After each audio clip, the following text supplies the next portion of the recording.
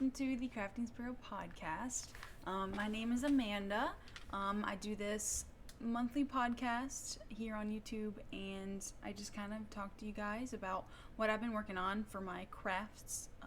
It's mostly just knitting. Sometimes I have like updates on my cross stitch projects or crochet projects, but lately it's just mostly been knitting. I have been doing a little bit of cross stitch lately, but not enough to even show y'all because it's all one color. But anyway, hi. So today we're going to talk about I've got 3 pretty cool finished objects to show you guys. I got a pretty cool whip too, this big boy right here, and some nice future plans and an exciting acquisition as well. Well, I can't show it to you today because I don't have it yet, but I'll get into it later. Anyway, thank you guys for stopping in and wanting to listen to me and spill out everything that I've been working on in detail. Yeah, and if you guys enjoy all this, I would love for you to subscribe and like the video. And I've also got an Instagram, the Crafting Sparrow Instagram, where I actually have been lacking lately on it, but usually I do pretty nice updates on there. I post stories and on my project feeds and everything, so you can check me out there. And then also I've been streaming on Twitch on Saturday mornings. I didn't do it today, which is Saturday, February 19th, and I didn't do it last Saturday either. My schedule is pretty spotty, but usually I will go on my Twitch panel pages. There's like a schedule tab, and you can see if I have a stream scheduled through there. You can give me a follow on there and just check in and see if I'm streaming on the weekends. It's usually morning times, Eastern Standard Time, and I just knit what I've been working on. I did cross stitching last time as well, which is pretty cool because on here I don't really talk about my cross stitching that much. So if you're interested in that, that might be a good place to check me out. And also, no, that's it. Let's get started. I'm excited to talk to you guys about what I've been working on because I have made my new favorite thing to wear, the Bonnie cardigan by Tête, Bêche, and here it is. Just look at it.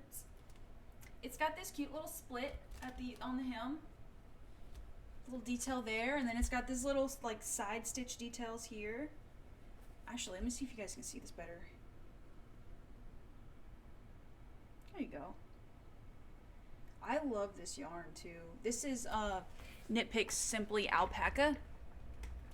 I don't know if this yarn is dyed because all the colorways that they had available were pretty natural looking, so I'm not sure if it's undyed or not, but it is a very natural brown color. It's got a really cool collar detail where you had like decreases as you were knitting the ribbing for the collar, which makes a wonderful like neckline shape. It stays on your shoulder. I know that can be a problem with a lot of cardigan designs. It stays on your shoulder. It's very flattering. I know that the project had a picture with one of those blouses that have the cute little collars that fold over. It looked so cute with that as well. I don't personally own any shirts like that, but I can definitely see if like that's your thing, this would be perfect to match with it. But yeah, it's become something that I love wearing around the office because it actually fits me. I talked before about me having the tendency to make oversized stuff as like comfort one, just because it's, oversized, it's comfortable, but also mentally comfortable for me because I'm not scared that the things are gonna not fit me, like they're gonna be too small. I don't have to worry about that. But this time I committed to actually making my size, and I'm so happy with it. I'm so proud of myself. But yeah, because there's no like extra like fabric. Well, I mean there is. It fits perfectly though. It's not like too much extra fabric, you know what I mean? Oversized sweaters tend to be there's just a lot of fabric there. You know what I'm talking about. But yeah, this does have a bit of positive ease, but you can tell it's not too much positive ease. Anyway, you get the point. And then the buttons that I have are just buttons from Hobby Lobby. They're like that classic like tortoiseshell look, which if you haven't noticed, my glasses are also tortoiseshell. I've always been a tortoiseshell fan. I think that browns look really nice with like my blonde hair and blue eyes. So, not that that has anything to do with the buttons on my cardigan. I don't know how I started talking about my glasses. Anyway, yeah, I think I've got alpaca. Yeah, alpaca. In my mouth. I think that that's all I really had to talk about for this. Let me check my notes.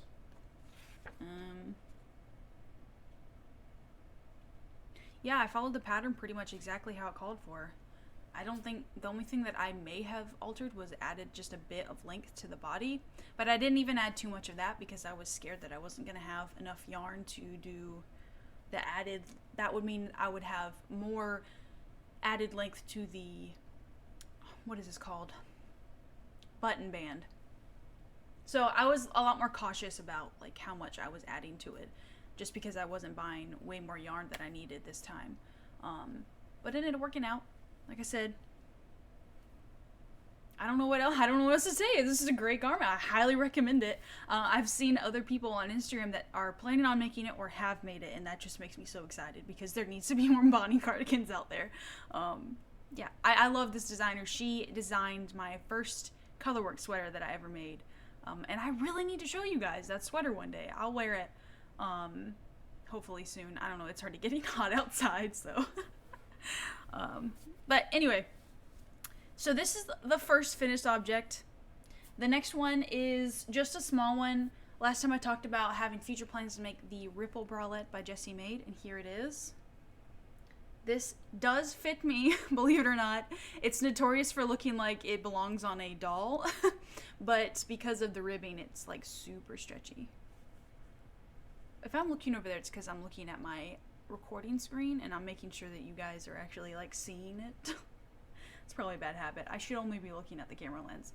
Anyway, yeah, it turned out pretty good. I added a lot of length to it, which, you know, that's actually pretty common with this pattern. I've seen people wear it as like some people even make it long enough to be a tank top. I will not be wearing this as a tank top, at least not with something over it, because as you can see, it is very see-through. Look at all the light going through there. Yeah, so not gonna be something that I wear on its own. But I'm really happy I made it because it kind of is something that I can gravitate towards if I have an extra skein of something, even if it's not the same yarn weight. I've gotten pretty confident at altering patterns, so I'm pretty sure I could alter this one to work out too. Yeah, sorry, it's not a lot to talk about with this because it's just a bralette. I would like to make more of these, like I said, though, because I'd like to have something that I can make into kind of like a tank top and then put a cardigan over it or something during the spring. So you'll probably see more of these in the future. So that's the second finished object. The third one is by far my favorite. I know I said I was obsessed with it. I'm obsessed with all my finished objects. But this one just sings to me. It's the pressed flower shawl by, let me see, Amy Christoffers. Savory Knitting, I think, is her Instagram name. And everything I talk about, I'll have links and stuff to everything, so you can look at it in the description box below.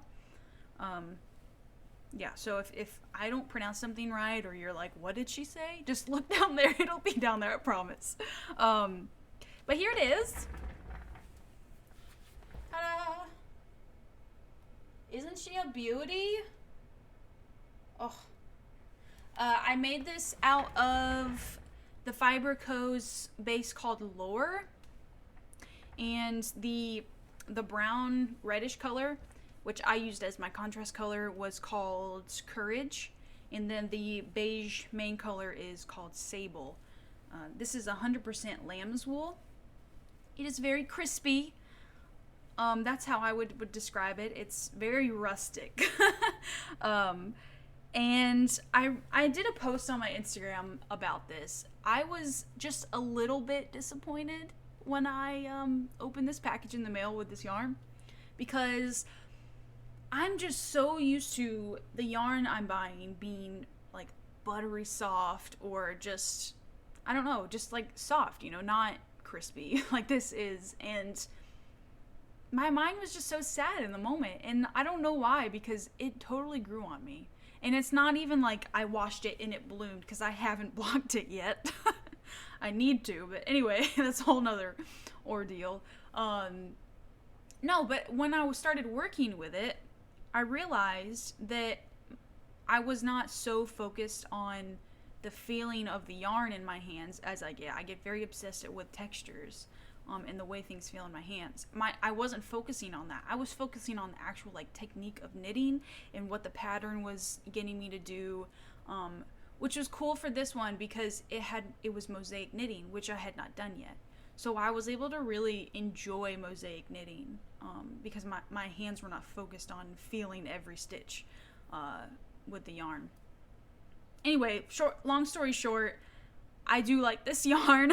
The Fiber Company is a wonderful company. I have ordered their Sparrow base like a year ago. I made Fiber Tails. What is it called? It'll be somewhere on the screen, probably down here.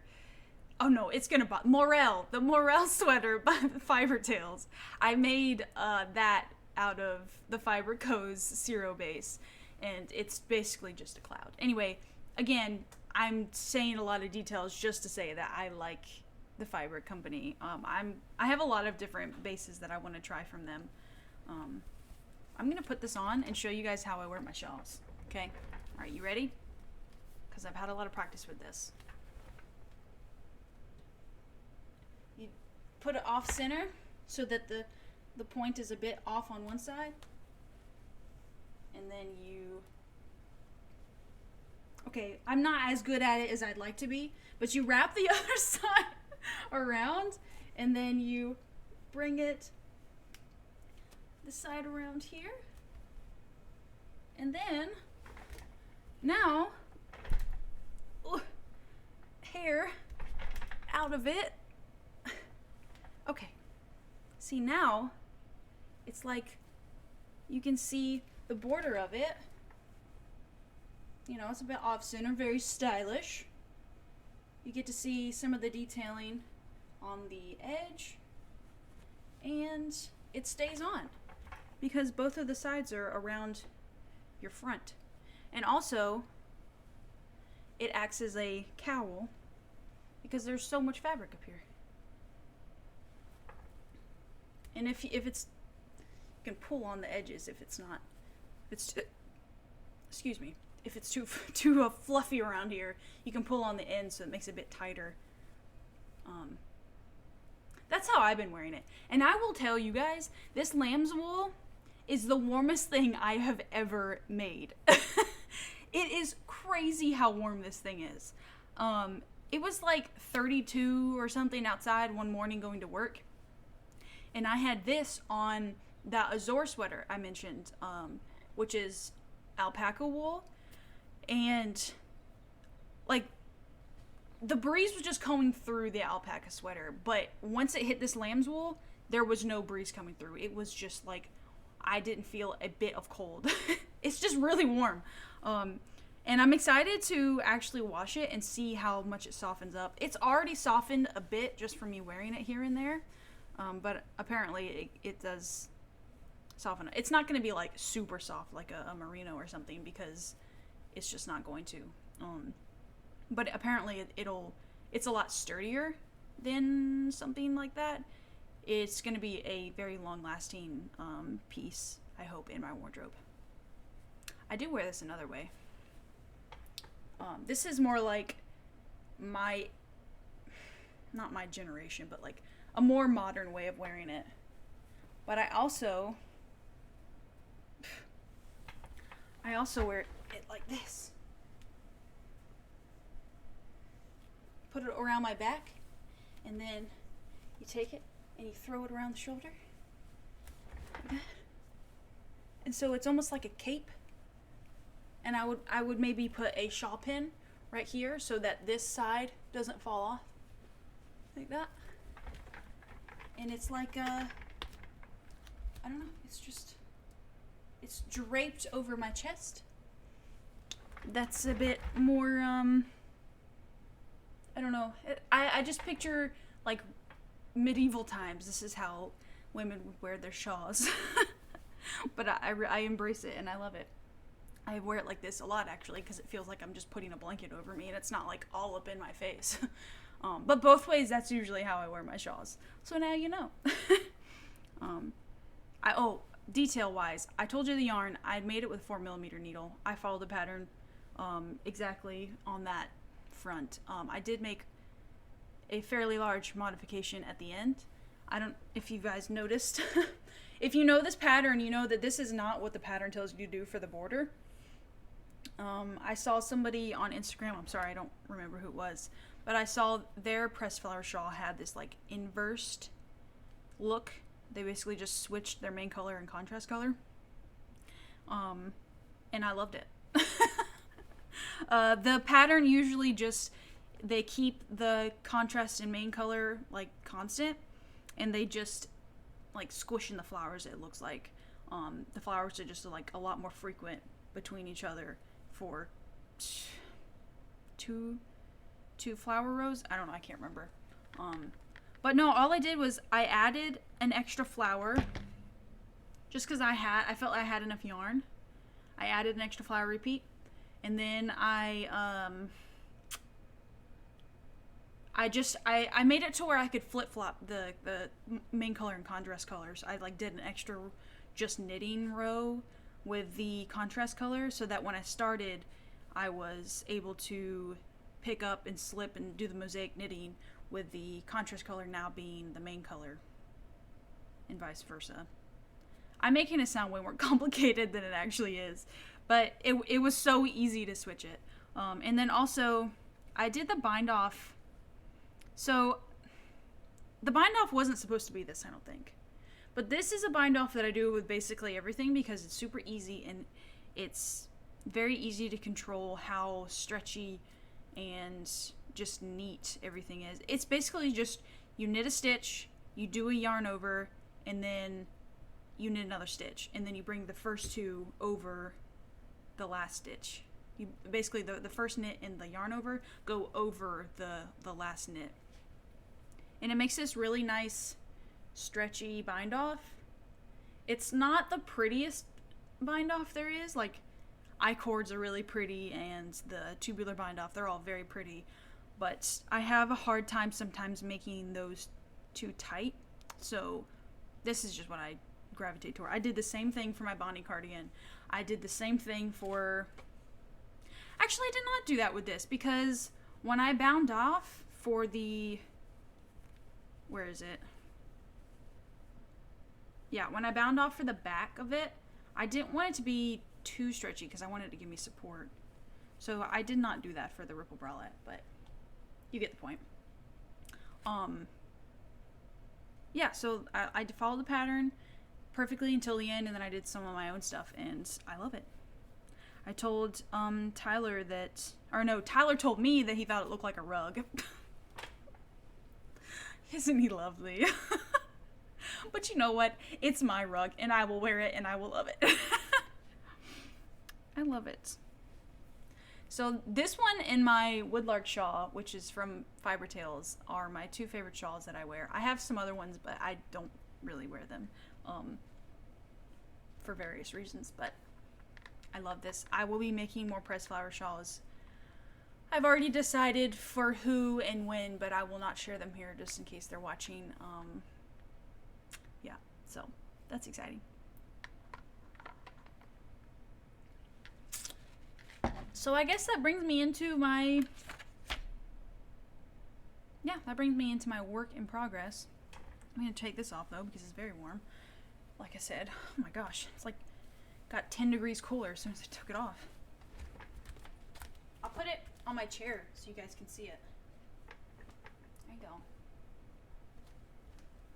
Oh, and this was how much yarn I had left. Very satisfying just to have, like, this is it. This is all, oh, this is all it's left. Okay. So, work in progress. That's what I'm doing. This is a sweater for my husband Tyler. He's finally getting a sweater because he finally decided which one he wanted. And it is not at all what I would have picked out, but that's okay because it's not for me. It's really pretty, but it's very bulky yarn, and I don't typically knit with bulky yarn.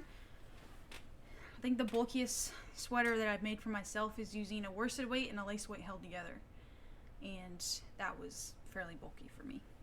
I love it, but it's not this bulky either. But here it is. It's called the Trails Head by Drops Design. Cable sweater. It is knit. It is a raglan sweater, but it's knit bottom up, which is something I've never done before. Not sure how I feel about it.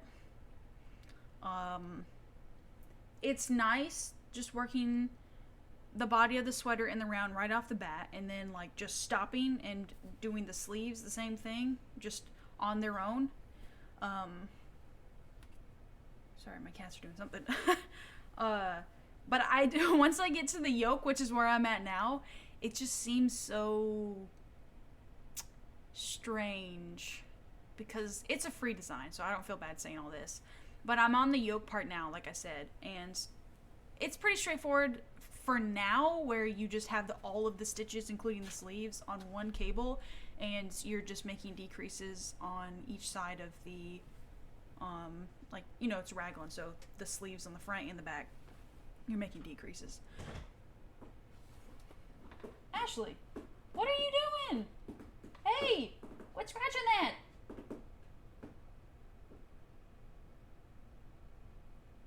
You good? She does not care anymore with her old age. Anyway, where was I? But yeah, there's a point later on where you get like so far up to like near the neckline, and you have to put the middle stitches on hold and make decreases on the front panel where the cables are, and then work back and forth apparently for the rest of the yoke. The pattern is not very descriptive. It's free. I'll give that to them, you know. I feel like what I need to do is go on YouTube and see if anybody's got any like general tutorials for doing raglan sweaters bottom up, because I'm terrified that I'm gonna mess up and have to redo it.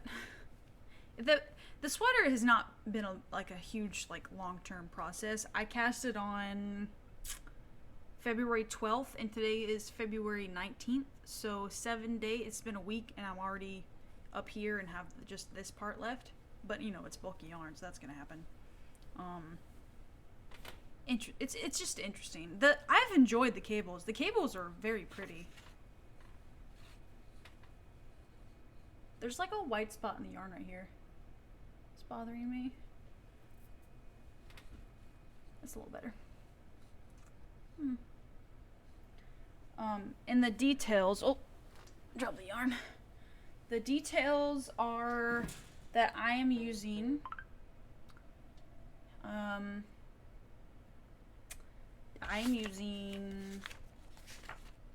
words. Barocco Lana's Quick. It's a 100% wool. That's all it says. Yeah, just wool. It's bulky. It says size 6, super bulky. It is very, very like chunky. This is the colorway Peppercorn, I think, or yeah, Cracked Pepper, not peppercorn. Cracked Pepper. I'm using, so this is one thing that let me say it first and then I'll explain. I'm using a US 10 6mm needle, and the pattern called for a 8mm for the body and a 7mm for the ribs.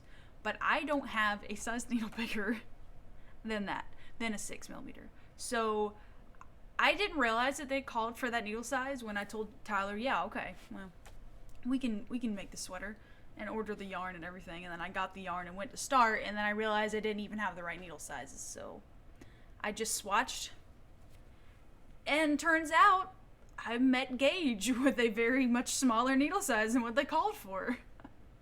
So I guess it was just kind of meant to be. I will say that the sweater is probably a lot like stiffer than what the actual pattern's meant to be, just because it's so much of a denser fabric. But then again, I'm questioning, if I would have used an 8mm, I wouldn't have met Gauge, and I probably would have ended up having to go down anyway.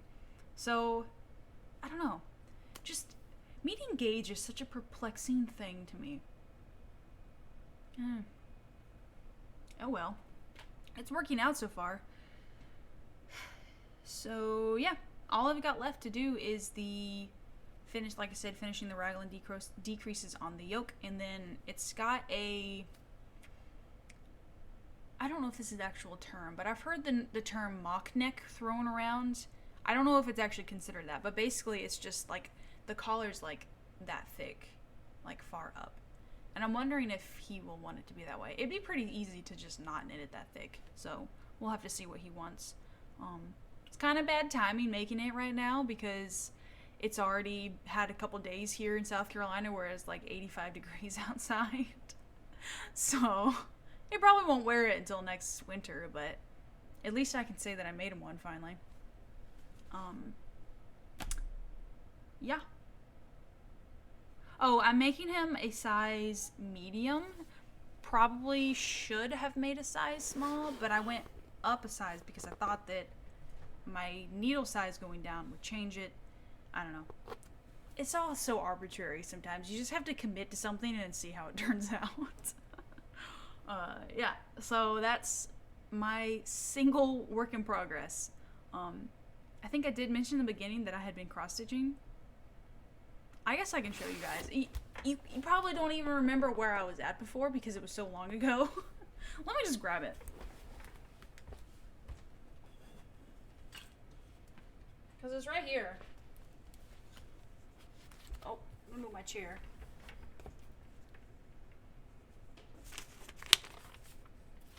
I did like this right here last weekend. All that's left on this page is this right here. And then I've got a whole nother page, and then a whole nother page, and then like just a little section there. Yeah. But I can say that I have been cross-stitching. Nobody can say otherwise. It will get done eventually. I really want to do some other projects. I really want to cross-stitch, but that bores me to death because it's one color. Why did I do this to myself? Also, I've been making more hexie puffs for my Beekeeper's quilt, which has been something that I do a lot on my streams. I'll work a little bit on like my work in progress at the moment, like the big thing, like for instance the sweater, or if I worked on my pressed flower shawl a little bit, and then like the last half of the stream I'll make hexie puffs for the Beekeeper's quilt. It's been a good way to get some of those in instead of just forgetting about it. Yeah, so that's what I've been working on. For those of you who are new, my acquisitions section is not like others usually are, where I just buy yarn and show you. I only buy yarn for specific projects that I plan on making, because if I had a shelf full of yarn, not knowing what they're going to be used for, it would stress me out. So I actually don't have any acquisitions to physically show you, but I have, one of them is coming in Tuesday, and then the other is going to be, I don't know when, but I'll get to that. The one that's coming in Tuesday is some Drops Kids Silk mohair, and that is going to be paired with the April cardigan by, I believe it's PetiteKnits. Fairly certain it's PetiteKnits. And So that mohair is going to be held together with the Knitpicks stroll, and if you have been around, you might know that this was supposed to be a scarf that I was supposed to design. So that's being scrapped. I realized that I did not have the desire to knit that entire scarf. And if I can't be bothered to knit it and it's my own design, I cannot expect others to pay for it and knit it as well. I don't know, maybe somebody would have, but also if I'm not going to finish it, then I wouldn't feel comfortable publishing something that I didn't even finish knitting. I'd still made the chart, and I've been thinking about maybe just releasing it as a free pattern if anybody was interested. It's just a chart for the cables that I used. No, baby. No. You can't come up here. I'm talking. Okay. Well, alright. So yeah, that yarn is no longer... The Saria scarf is what I was going to call it, is no longer going to be anything I'm working on. But now I have all this leftover yarn that I was going to use. So there was this whole thing where I ordered 7 skeins from Knitpicks, and like 2 months went by and it didn't come in. And so they sent me some a new shipment of it. And then like 2 weeks later, the old shipment actually came in. So I've got like 14 skeins of this stuff. So I'm going to pair this with the Kid Silk mohair from Drops and make the April cardigan. I'm pretty excited. Ever since I made the Bonnie cardigan, I've been kind of obsessed with cardigans. I see them to be more practical at this point in the year, like springtime, because I can wear something underneath and then take it off throughout the day once it gets warm. Because I was gonna make the no frills sweater from, I think that's also PetiteKnits, maybe. I'm sure you guys know what the no frills sweater is. And again, I'll have it in the description below. But yeah, I was gonna make the no frills sweater. Like, I literally bought the pattern and everything. And then I started thinking, I'd really like another cardigan. Especially knowing that this one's gonna be like a gray tone versus this being brown, and so it'll cover a lot more of my wardrobe. So I'm pretty excited about that. And I did Drops mohair because I'm really big into trying different brands of similar type fibers. So I've made something with mohair before. I made my Wednesday sweater a while back with a loft from Knitpicks, and it was great. I mean, I like their mohair. I did notice that I'm just a little bit sensitive to it while I wear it, and it's like kind of warm. I would rather wear that sweater with something underneath it. Let's just say that. It's soft to touch on my hands, and I loved working with it, but like sensitive parts of like my arms and stuff tend to be itchier when I wear it, bare skinned or whatever. So I wanted to see how it would react to another brand of mohair. I know also, I don't think a loft is kid mohair. I think it's just super fun. I've got a skein over here actually. Let me check. I'm sorry, baby. Oh, it doesn't have a tag on it. You guys can see. I don't think that it's kid mohair. So we'll see if it's any different. And yeah. What you doing? You want to say something? She just rubbed her face on the mic. What? Come here. Don't show your butt to the people. You can cuddle. Okay, you good? You got tufts of hair. Is that all I had to talk about? Oh, the other acquisition that I got was, well, it's not been shipped yet, but Kelsey from Knitting Akabi, I got, for the first time I bought some of her yarn. She does these like kits. I think they're bi-monthly. I think they're bi-monthly. I might be wrong, because this is my first time buying some yarn from her. But she does something called the Herbology Club, and I love plants so much. Like, I took field botany and everything. And I saw that February's was going to be elderberry. Like, are you kidding me? I freaking love elderberry. My mother-in-law makes elderberry tonics, and she usually gives us a little mason jar of them, and I don't know if there's any, like, truth to this, but I swear that stuff will knock out, like, a sore throat like that. Anyway, I've always really liked elderberry, and I think that'll make a really pretty, like, if she's actually using, I'm pretty sure she's using elderberry. I saw one of her stories on Instagram where she had dried elderberry, like a big, I guess it was in a bowl or something. So I'm fairly certain that's what she's using to dye it. I'm really excited to open it up and see what she's got in there, though. So hopefully I'll have that to show you guys on March's podcast. Yeah, so that'll be coming in. I don't know what I'm going to make with it. I'm just excited to own it. I've heard really, really good things about her yarn, and she's super sweet. We talk on Instagram sometimes, and I really enjoy, like, seeing her dyeing process. She always, like, does these really pretty stories or reels showing her dyeing process.